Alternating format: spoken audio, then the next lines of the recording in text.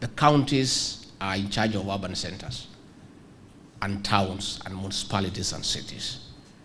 We have agreed that during the next meeting of IBEC, which I chair with the county governors, we'll invite the institute to come and make a 30 minutes presentation before governors, so that you persuade them and convince them, first and foremost, the importance of planning, and secondly, and most significantly, to have professional planners working for them.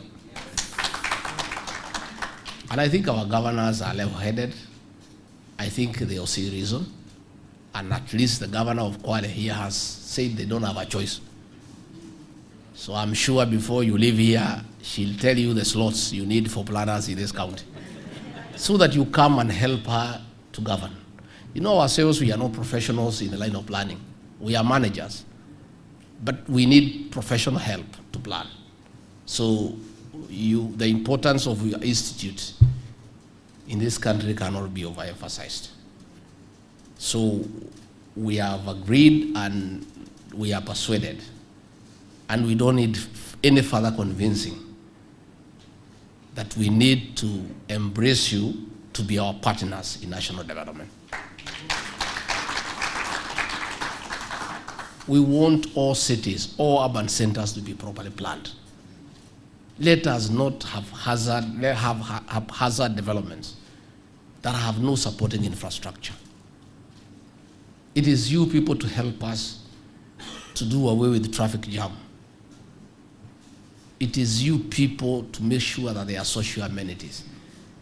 Buildings don't just come up and there are no playing grounds for our children.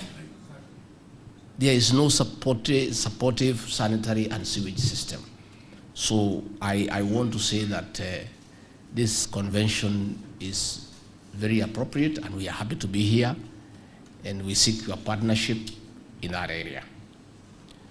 The affordable housing is one of the most thoughtful strategies of our administration. One, to dignify people. Shelter is a constitutional requirement. We want Kenyans to have shelter. And not just shelter, but dignified shelter with proper sanitation, so that people can be dignified. Number two, that strategy, and we need your support, is also to create employment for our young people. I am aware that people have gone to court to try to suspend the housing levy and to sabotage the housing program. Much as we respect the independence of the judiciary, I want to request our judges to exercise judicial discretion and not sabotage that program.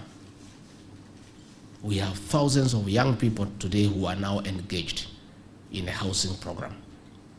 That program would dignify the people of Kenya. It is the desire of every Kenyan who live in an urban center to own a home one day. And all of you here, that is your desire. Anybody who left the village for the urban to be an urbanite would want to own a home. Nobody wants to continue paying rent. That program enables Kenyans to own a home in an affordable manner. I appeal to our judicial officers not to allow themselves to sabotage that program. It's a good program. Already we have many young men and women who are working on these construction sites. The Governor Kwale here has said what they are looking forward to, and it's a good program. We want to ask the planners to support that program.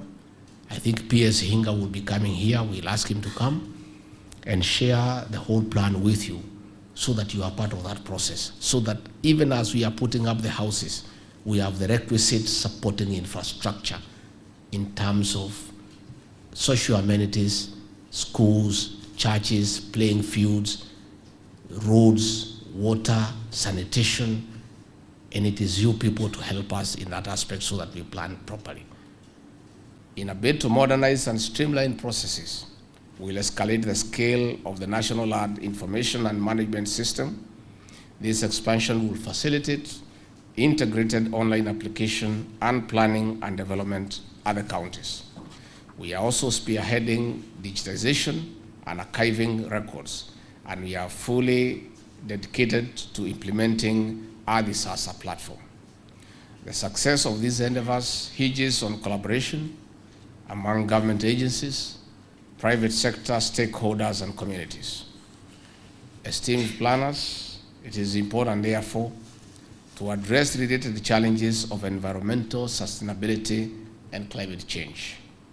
For instance, this convention takes place when El Nino is causing havoc across the country. Buildings have been marooned and road networks destroyed. Lives and livelihoods have been lost, and others are at risk. This adds to the challenges of collapsing buildings across the country. Between the year 2009 and 2019, at least 87 buildings tumbled down, leaving 200 people dead and over 1,000 injured. The country lost over 2.4 billion Kenya shillings in such losses. Last year alone, 13 houses collapsed in Nairobi metropolitan region. While such unfortunate instances have been linked to rogue contractors, substandard materials, limited or no geotechnical studies, greed, among other factors, the ingredient of proper planning for a safe, secure, and sustainable built environment cannot be gainsaid. Distinguished planners, this conference, therefore, should delve into harmonization of climate financing with planning, building resilient urban communities, sustainable land and resource management, among others. While the immense untapped potential in the blue economy, our administration will work with the Institute of Planners and other partners in addressing challenges in this sector and harnessing of maritime spatial planning for sustainability. In addition, the digital economy presents transformative opportunities for streamlining planning and management of data for informed decisions. On this note, I wish you a productive discussion and declare the 17th Annual Planners Convention officially open. Asanteni sana. Our administration, led by Dr. William Ruto and those of us who help him in the management of the affairs of this country, adhere to the maxim that failing to plan is planning to fail. That we are there, we are on board. And our administration is anchored on planning. And we used to say during the campaign trail, kujipanga. Kujipanga is planning. Our whole governance structure as an administration is on planning at any level, at the family level, at the hustlers level, at your level, at every level. Planning is key, is critical. Planning is a key and critical component of our development as a country. All the things that have gone wrong in this country is lack of good planning. The situation we face today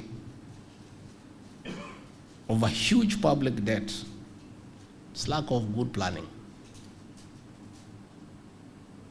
Billions of Kenya shillings spent on legacy projects that are not well planned for the benefit of the country.